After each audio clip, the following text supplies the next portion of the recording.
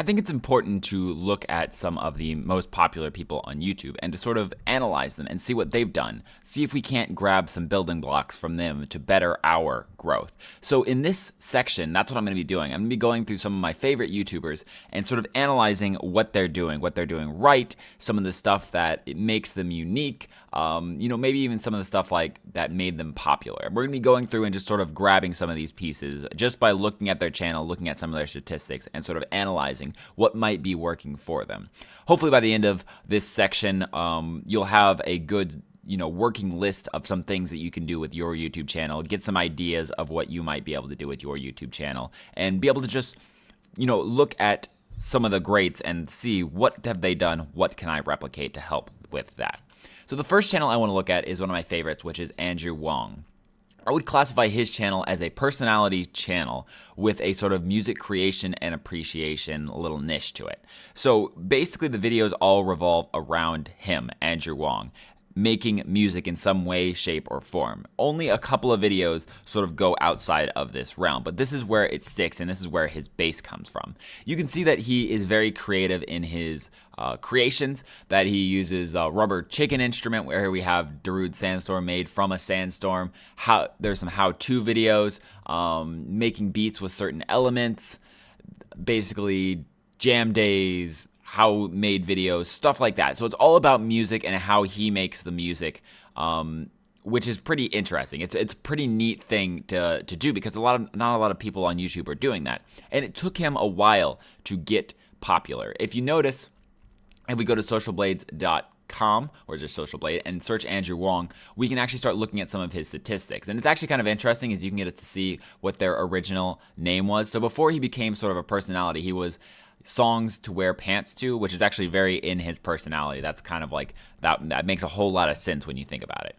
But that's kind of an interesting thing that Social Blade will do, is it'll show you their original video. So you can see that he is, if you go down into these analytics, you'll see that he actually spent maybe about 2 years making videos with very little amount of growth. Not to say that 5K subscribers a month is a little growth and, 800,000 views, but in comparison to his 7 million views that he's getting right now, it took him a while to get up to this point.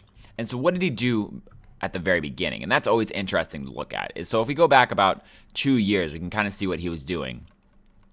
And if we look back, you can see that it's a whole lot more of actual music creation here. So you can see that there's a lot of sort of the same stuff, but also some original works as well. And so what he did was, all he did was just release a bunch of these personal tracks, things that he created, and then these sort of viral alphabetical 26 genre song. Those are some of his keystones. But he created all this content and he kept creating it over and over and over.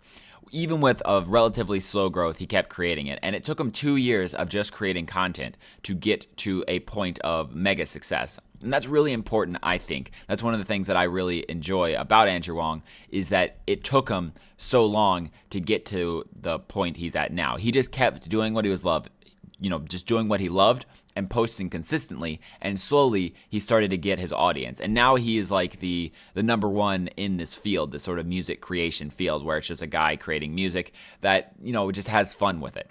So that's something that you can definitely grab from him, is consistency is key and don't stop. If you love to do it, just keep creating it regardless of the growth, and eventually it will come. I don't know many people who have put out 300 videos of consistent quality content who haven't met some level of success. So that's one thing that we can grab from him. Another one is to stick with your niche and be creative on it.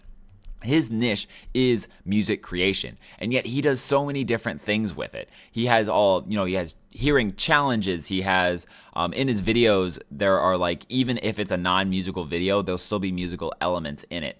He uses different apps, he uses different phones, different equipment, different people to just create music in different ways that he can create them. He goes back sometimes to his old work and brings it together and creates music on that as well. There's just so many different things that he does, all in respect to him plus music, that makes him stand out. And that's what's really important as well, is to really stick with your niche and get creative on it. It doesn't have to be a perfect fit. You can sort of move something slightly to the side, but as long as it sort of ties into Andrew Huang plus music, it works. And you can do that with your channel as well.